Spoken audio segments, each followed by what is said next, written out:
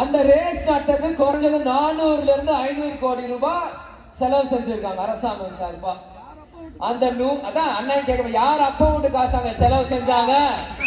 அந்த 400 இருந்து 500 கோடி எங்களுக்கு வேணாம். எங்க சோழிங்கர் மக்களுக்கு அவ்வளவு காசு எங்களுக்கு வேணாம்.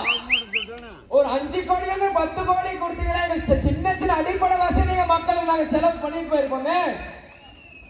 அந்த ரேஸ் யாருக்கு? சாதா தொழிலாளருக்கா, ஏழ்மையான மக்களுக்கா? பணக்கார வீட்டு பசங்க வந்து வண்டி ஓட்டுறாங்க.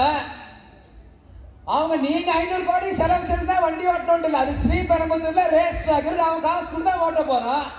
வேணும்னா கிராண்ட் பிரிக்ஸ் பொனாக்காவில் இருக்கு, அங்க போய் அவன் போய் ஓட்ட போறான். நீங்க எதுக்கு 500 கோடி ரூபாய் செலவு செஞ்சு இருந்த செஞ்ச கருப்பு பணத்தை எல்லாம் வெள்ளையாக்கி ஒரு ரேஸை நடத்தி மக்கள் மனசில் ஏதோ ஒரு புதுமையா பண்ணுங்க. இது வெறும் போட்டோ ஷூட்டான ஆட்சி தான் இந்த திமுக செஞ்சுட்டு இருக்கு.